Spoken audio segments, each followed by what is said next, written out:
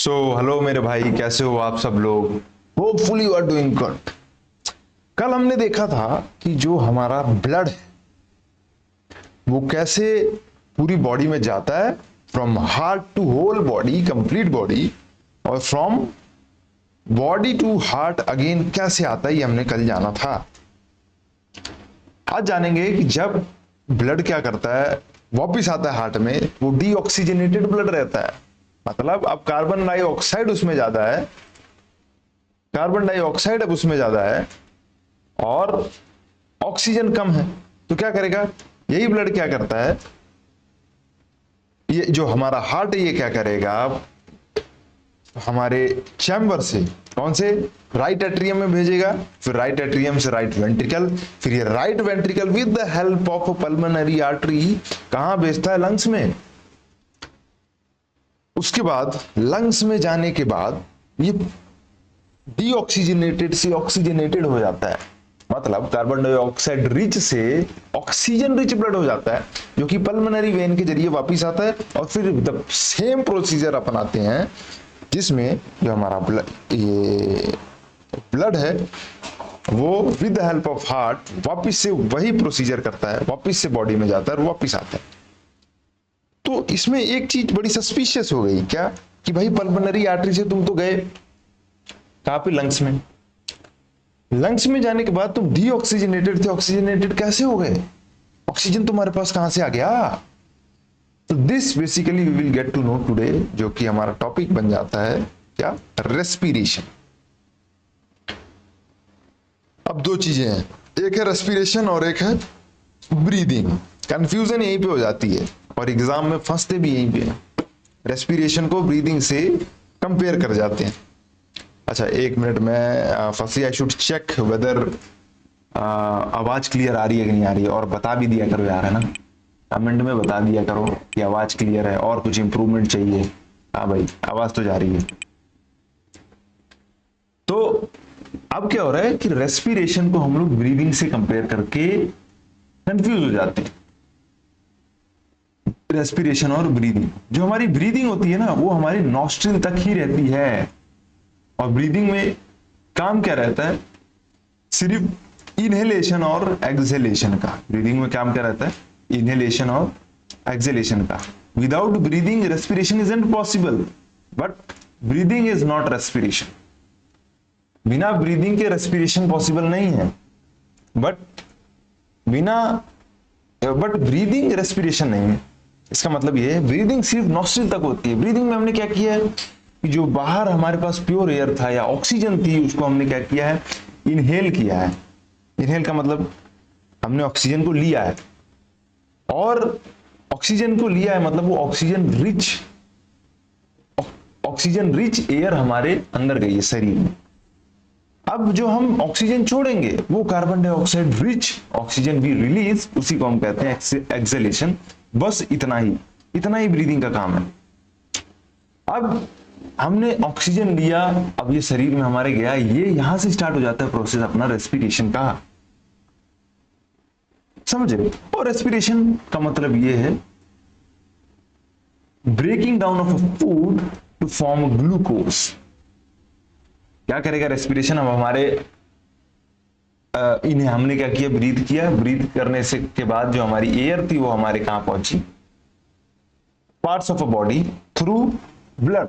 Blood के जरिए ही हमारे पार्ट्स ऑफ अ बॉडी में पहुंची, और वहां पे जो हमारे पास खाना था, अच्छा पार्ट ऑफ अ बॉडी कह लो या स्टमक कह लो, वहां पे जो खाना था उसको ब्रेक डाउन किया है, break down into glucose, break down food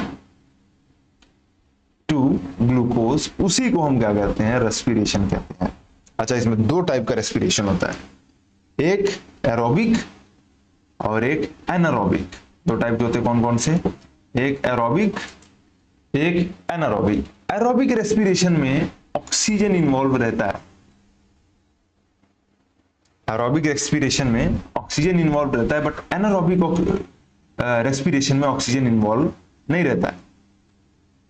oxygen involve रहता है तो ब्रेकडाउन होता है फूड, ब्रेकडाउन होना ही होना है। देखो चाहे ऑक्सीजन इन्वॉल्व हो या ना हो, फूड को ब्रेकडाउन होना ही है। जरूरी नहीं है कि फूड ही ब्रेक डाउन होकर उसका बाई प्रोडक्ट बनाए glucose. There are number of things जो कि अगर एनारोबिक रेस्पिरेशन हो रही होती है तो भी हमारे बॉडी में या फिर ऑर्गेनिज्म की बॉडी में टेक प्लेस करती है। जैसे देखो होता क्या है, जब हमने क्या किया, रेस्पिरेट किया, यानी हमने क्या किया, ब्रीथ किया, उसके बाद रेस्पिरेशन का प्रोसेस स्टार्ट होने वाला है, तो होगा क्या कि कार्बन 6 मॉलिक्यूल अब वो पाइरूवेट के फॉर्म में कार्बन 3 मॉलिक्यूल में क्या होगा, कन्वर्ट होगा। और ये सारा कहां पे टेक प्लेस करता है, साइटोप्लाज्म में। सेल के साइटोप्लाज्म में these things are going to happen. अब ये थर्ड मॉलिक्यूल है कार्बन का C3, मतलब अब ये पाइरूवेट में कन्वर्ट हुआ है। तो अब ये कन्वर्ट कैसे हुआ है, इसमें 3 प्रोसेस आ सकता है, या तो ऑक्सीजन प्रेजेंट हो, या तो ऑक्सीजन की कमी हो, या तो ऑक्सीजन प्रेजेंट हो, या ऑक्सीजन की कमी हो, या ऑक्सीजन हो ही ना। If there is an absence of an oxygen, तब क्या बाई प्रोडक्ट बनता है, इथेनॉल, कार्बन डाइऑक्साइड और एनर्जी। अगर लैक कर रहा होता है ऑक्सीजन तो क्या बनता है, लैक्टिक एसिड और एनर्जी। और ये मोस्टली हमें मसल्स में देखने को मिलता है, कब, जब हम हैवी एक्सरसाइज करते हैं तो क्या हो जाता है कि लैक्टिक एसिड प्रोड्यूस हो जाता है और हमारे जो बॉडी है उसमें पेन स्टार्ट हो जाता है। यही इन द लास्ट, अब हमारे पास जो नॉर्मल ब्रीदिंग होती है, नॉर्मल रेस्पिरेशन होता है, उसमें क्या होता है, ऑक्सीजन ऑब्वियसली प्रेजेंट है, तो क्या होगा, ये कहां पे टेक प्लेस करता है, माइटोकॉन्ड्रिया में, सेल पे। ऑब्वियसली हर एक चीज कहां होने वाली है, सेल में होने वाली है। और करवा कौन रहा है, ब्लड। ऑक्सीजन को ले जाना, ले आना किसका काम है, ब्लड का। तो in the presence of an oxygen होगा क्या कि माइटोकॉन्ड्रिया में ये रिएक्शन होगा और कार्बन डाइऑक्साइड, वाटर और एनर्जी देता है। और इसी के ऊपर सवाल आ जाता है। फिर देखें सवाल, देखो देखो कहां पे, एनडीए में तो खैर क्वेश्चन ही बहुत कम पूछे जाते हैं, बट वी कैन सी, देखो, the breakdown of a glucose in cytoplasm results in the formation of, देखो साइटोप्लाज्म में, कहां बोल रहे हैं, साइटोप्लाज्म में। साइटोप्लाज्म में मतलब कार्बन डाइऑक्साइड, एनर्जी और, ये देखो, कार्बन डाइऑक्साइड, वाटर और energy. Pyruvate and oxygen, pyruvate and energy, तो pyruvate and energy is the answer. Pyruvate का मतलब वही है कि कन्वर्जन होगा कहां से, 6 से 3 में। तो ये रहा भाई। नेक्स्ट वन इज सेम वैसे ही है, ऐसे ही क्वेश्चन हमें मिलते हैं normally. Source of energy production of, ये नहीं है थोड़े, अच्छा ये रहा, the lactic acid that gets accumulated in the muscle cells during rigorous exercise causing muscle cramp is produced from pyruvate, obviously produced from pyruvate।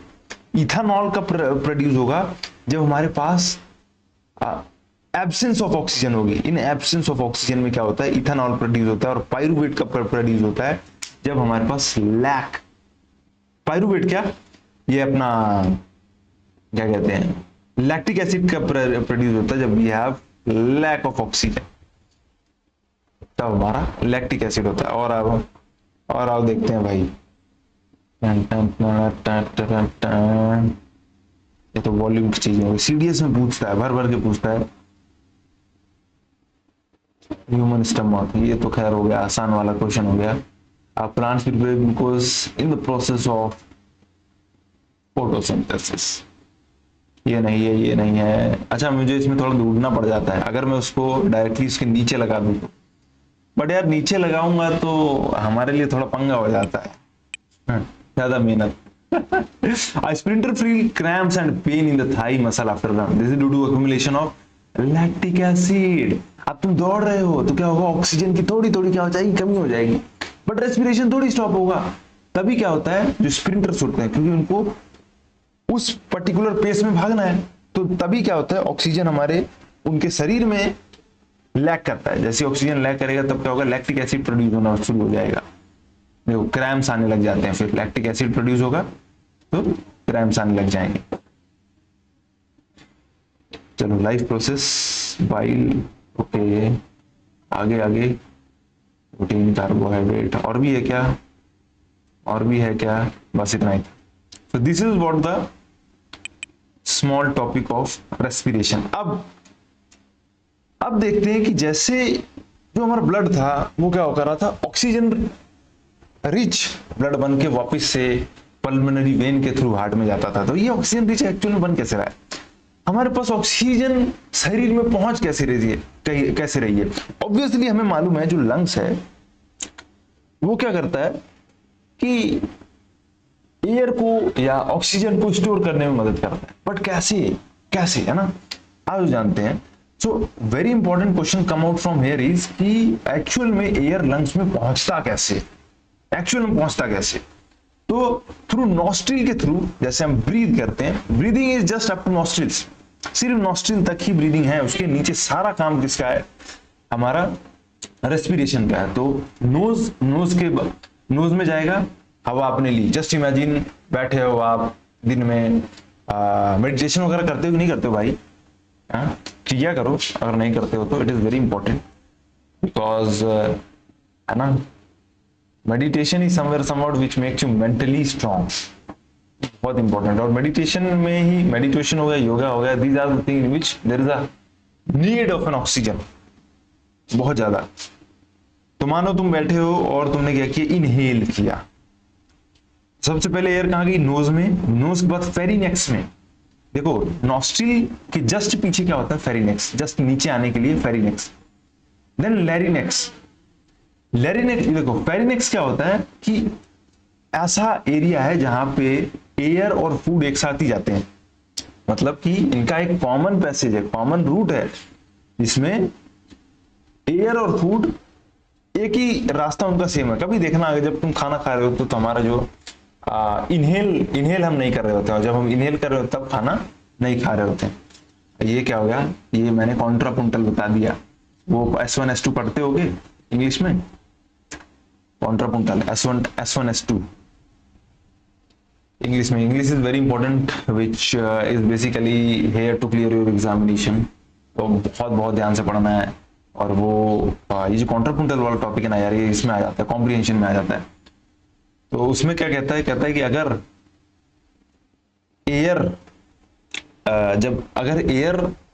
जब फेरिनेक्स में होती है तब खाना नहीं जाता है, और जब खाना होता है तब एयर नहीं आती है। देख रहे हो, एक ही चीज है, उसको दो बार बोला है अलग अलग तरीके से, उसको बेसिकली कॉन्ट्रापुंटल कहते हैं। खैर इसको हम देखेंगे बाद में।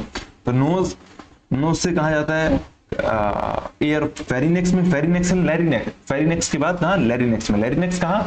देखो टच करो, आपकी नेक होगी, नेक के ऊपर जस्ट एडम्स एप्पल निकला होगा, अब वहां तक हम पहुंच गए हैं, लैरिनेक्स।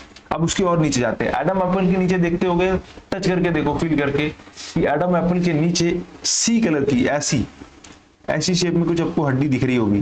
दिख क्या रही होगी? फील कर रहे होगे आप ऐसे। तो दिस इज बेसिकली लैरिनेक्स। अब इसके नीचे you can't do anything, because अब इसको आप टच भी नहीं कर सकते, ट्रेचिया को आप टच भी नहीं कर सकते। ट्रेचिया नीचे गया, ट्रेचिया के बाद ब्रोंकाई। ब्रोंकाई मतलब अब यहाँ पे हम पहुंच गए हैं। दिस इज योर ट्रेचिया अब यहाँ पहुंच गए ब्रोंकाई। ब्रोंकाई से अब हम निकलेंगे यहाँ, जब हम अंदर जाने वाले हैं तो यहाँ पे हमारे पास लंग्स आ जाता है। ड्राइंग बड़ी प्यारी है यार मेरी, को मैं बनाने की कोशिश भी कर लेता हूँ। एक बार कोशिश करने दो मेरे भाई, कोशिश करने वाले की हार नहीं होती, चप्पू चलाए बिना नैया पार नहीं होती मेरे भाई। समझ रहे हो ना मेरे भाई? हाँ, पार नहीं होती। ये हो गया। और अरे बन गया रे, अरे बन गया रे भाई, अरे बन गया रे भाई। तो ये ट्रेचिया क्या हो गया? ये ट्रेचिया। वहां तक तो हमने इमेजिन कर लिया था ना, लैरिनेक्स तक हमने इमेजिन कर लिया था, बाकी देख लो यार। ट्रेचिया के बाद यहाँ है ब्रोंकाई। ब्रोंकाई मतलब अब हम कंफ्यूज हो रहे हैं कि ब्रोंकी कहाँ जाए, समझ रहे हो ना? जैसे ही हम अंदर प्रवेश करते हैं तो लंग्स आ जाता है। तो this is basically what our lungs are. क्या हमारे ये लंग्स हैं, ये क्या है? लंग्स। ये ब्रोंकाई, वो है लंग्स। उसके बाद ये हमारे ब्रोंकियोल्स, ये हमारे क्या है? ब्रोंकियोल्स। और जब ब्रोंकियोल्स के अंदर गए तो ऐसे ऐसे ऐसे ऐसे ऐसे ऐसे टूट रखा है पूरा हमारा क्या? अरे हड्डी नहीं टूट रखी रे भाई, इसमें ऐसे डिवाइडेड है। ठीक, अब जो डिवीजन हो रखी है इसमें क्या है? छोटे छोटे। अभी ब्रोंकियोल से ब्रोंकियोल में डिवीजन हो रखी, तो इसमें क्या है? छोटे छोटे छोटे छोटे ऐसे बलून लाइक स्ट्रक्चर है। अब इन्हीं बलून लाइक स्ट्रक्चर में मोस्टली जो हमारा ये ऑक्सीजन रिच ब्लड है वो क्या होता है, यहाँ पे सप्लाई होता है, सॉरी डीऑक्सीजनेटेड ब्लड यहाँ पे आता है और यहीं से ऑक्सीजन रिच ब्लड ये उठाता है। बिकॉज यहाँ पे क्योंकि अब एयर आ चुका है, ये दीज आर एक्चुअली एल्वियोली, आपकी इनको क्या कहते हैं, एल्वियोली। अब यहाँ पे क्या हुआ, प्योर ऑक्सीजनेटेड ब्लड है। अब ये कहाँ कर सप्लाई कर देगा ब्लड को, हार्ट में कर देगा। तो पैसेज ऑफ एयर यहीं तक रहता है कि नोज के बाद फेरिनेक्स, फेरिनेक्स के बाद लैरिनेक्स, लैरिनेक्स के बाद ट्रेचिया, ट्रेचिया के बाद आएगा ब्रोंकाई, ब्रोंकाई के बाद ब्रोंकियोल्स में, देखो ये बट गया ब्रोंकियोल्स, ब्रोंकियोल्स के बाद एल्वियोली में हमारा एयर पहुंच जाता है। और एल्वियोली में क्योंकि ऑक्सीजन ये डीऑक्सीजनेटेड ब्लड है, वहां से क्योंकि यहाँ पे एयर भी आ गया है, यानी ऑक्सीजन यहाँ पे प्रेजेंट है, तो वो मिक्स होगा किसके साथ, ब्लड के साथ, और वापस कहाँ चला जाएगा, हार्ट में। This is your passage of air. यहीं से क्वेश्चन उठ जाता है, देखो कैसे, देखो देखो देखो देखो क्वेश्चन कैसे आ जाता है। क्वेश्चन देखो पहले, फिर आते हैं बाद में। कहाँ गया रे,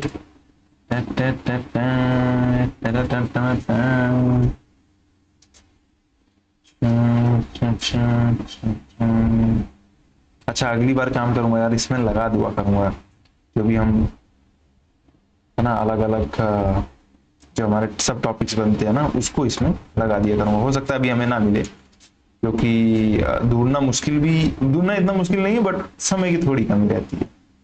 अरे ये कहां से आ गया बीच में, समय की थोड़ी कमी रहती है।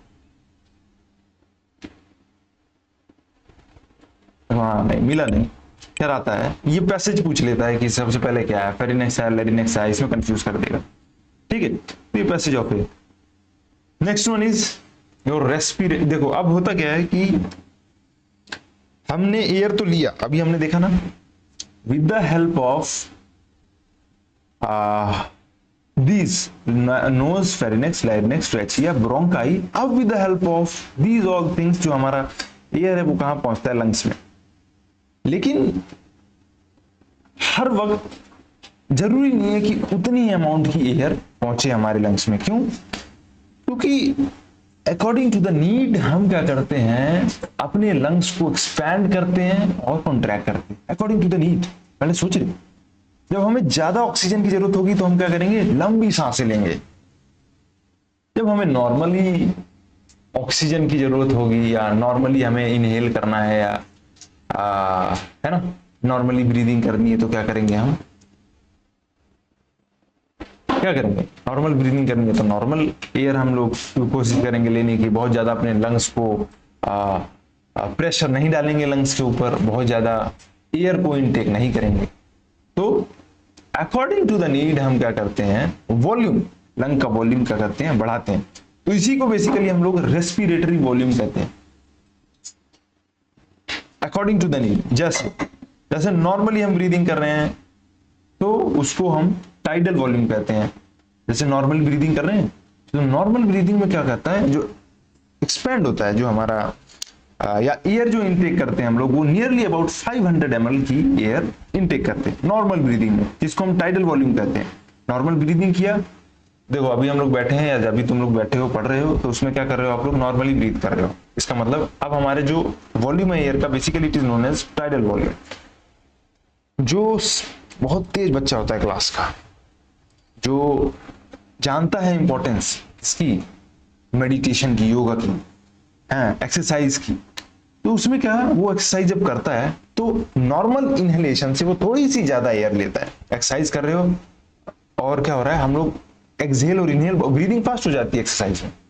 अब जब ब्रीदिंग फास्ट हो रही है एक्सरसाइज में, तो ऑब्वियसली क्या करेंगे, जितना नॉर्मल इनहेलेशन है उससे थोड़ा सा ज्यादा लेंगे। जब थोड़ा सा ज्यादा लेते हैं तो वो नॉर्मली हम लोग कितना एक्सपेंड कर जाते हैं, 2500 से 3000 ml का हमारा कैपेसिटी बढ़ जाती है लंग्स की। इसी को हम बेसिकली इंस्पिरेटरी वॉल्यूम कहते हैं। अच्छा ये तो एक्सरसाइज के टाइम हो गया, this is when we are doing exercise, ये एक्सरसाइज के टाइम है। अब जो आएगा वो आएगा क्या कहते हैं, जब वी आर डूइंग मेडिटेशन। अब आएगा when we are doing meditation. Meditation में क्या होता है कि हम लोग एक्सहेल करते हैं। इंस्पिरेटरी वॉल्यूम क्या है, जिसमें इनहेल कर रहे हैं हम लोग। जब, और इनहेल कब कर रहे होते हैं, जब हम एक्सरसाइज कर रहे होते हैं, heavy exercise when you do, तब क्या होती है, ऑक्सीजन की हमें ज्यादा जरूरत है, ऑक्सीजन की ज्यादा जरूरत है, इसलिए हम लोग क्या कर रहे हैं, अब हम लोग एक्सरसाइज कर रहे हैं तो हमें क्या है, ऑक्सीजन की ज्यादा जरूरत है, तो उसमें जो हमारा वॉल्यूम लंग का वो कितना बढ़ जाता है, 2500 से 3000 ml। सेम यार, जब मेडिटेशन कर रहे होते हैं तो मेडिटेशन में हम क्या करते हैं, एक्सहेल करते हैं हम लोग, जो हमारे अंदर की कार्बन डाइऑक्साइड रिच ब्लड है उसको प्योर करके ऑक्सीजन रिच करते हैं। तो अब क्या करेंगे, जो हमारा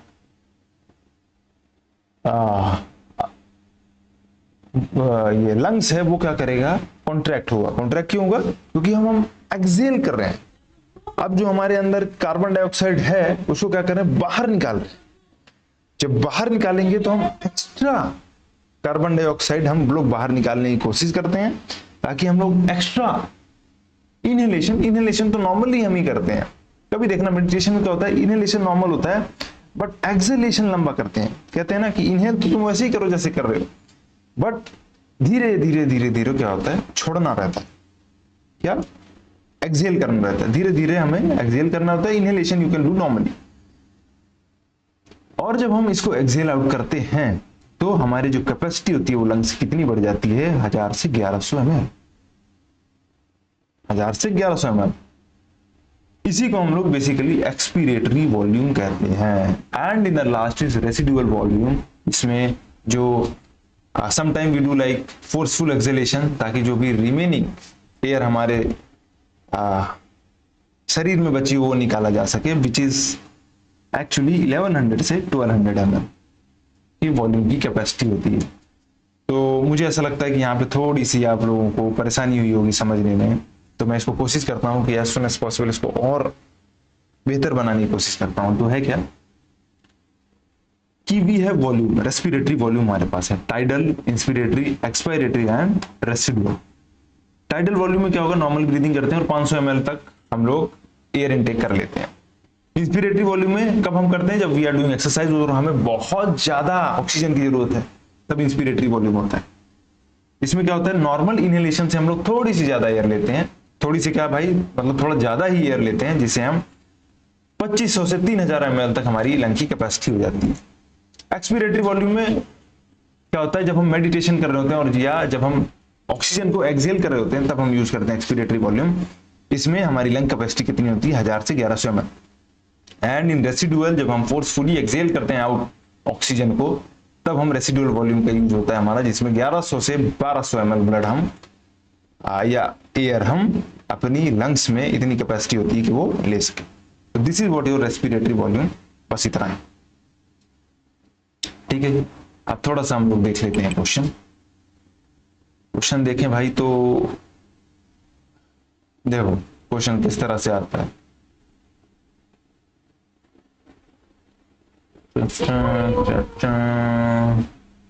ये the amount of air breathed in and out during a normal respiration by a human lung is referred to as tidal volume, referred to as tidal volume। अरे इसमें पहले से यार कुछ तो मार्क ही रखे हैं, ये रिमूव भी नहीं हो रहा है। चलो I will see next time. और कहाँ पे, which of the following properties of alveoli is helpful in gases during respiratory volume, ये we will see later on। आइए रहा, which one of the following volumes of a human lung is the lowest, lowest कौन सा है, मतलब 500 ml वाले की बात कर रहा है। 2500 से 3000 वाला सबसे ज्यादा है, 2500 से 3000 वाला, जिसको बेसिकली हम लोग इंस्पिरेटरी वॉल्यूम भी कहते हैं, इंस्पिरेटरी वॉल्यूम। और जो 500 ml वाला है हम उसको क्या कहते हैं, tidal volume, tidal. Residual volume कितना है, 1100 से 1200, जो हमने लास्ट में देखा था। इंस्पिरेटरी रिजर्व वॉल्यूम 2500 से 3000, एक्सपिरेटरी वाला कितना है, 1000 से 1100। ठीक, नेक्स्ट वन सीडीएस में देखते हैं, सीडीएस में आया है कि नहीं आया है। जहां तक उम्मीद है आया होगा, क्योंकि अगर एनडीए में आया तो ऑब्वियसली सीडीएस में पहले आता होगा। हमेशा सीडीएस में चीजें पहले आती हैं, फिर उसी को एनडीए कॉपी कर देता है नेक्स्ट टाइम, है ना। खैर इसमें दिख नहीं जाता रहा है, हो सकता है कि मिस हो गया हो। चलो So this was the volume and अब जाता है excretory system which we will do. I do feel if we do it in the next class it would be better. And कोशिश करिए कि पूरा आपका सर्कुलेटरी सिस्टम जो है वो इजीली और सारे टॉपिक्स कवर करा दूं मैं सर्कुलेटरी सिस्टम के। और सर्कुलेटरी सिस्टम में देख लो टॉपिक कौन कौन सा रहता है, मैंने इसको इंट्रोडक्शन क्लास में बताया भी है। रेस्पिरेशन में हमने क्या देखा है, एरोबिक, एनारोबिक, फिर पायरुवेट में कैसे चेंज होता है, जिसमें दिस अ रिवीजन, जिसमें एब्सेंस, लैक ऑफ ऑक्सीजन और प्रेजेंट रहता है, एंड पैसेज ऑफ एयर फिर हमने देखा, फिर respiratory volume. This was our respiration. And अब हमारा बच जाता है excretory system which is in which we will just go ahead with the kidney. तो किडनी पढ़ेंगे मेरे भाई, है ना। तब तक के लिए thank you so much for watching, bye bye.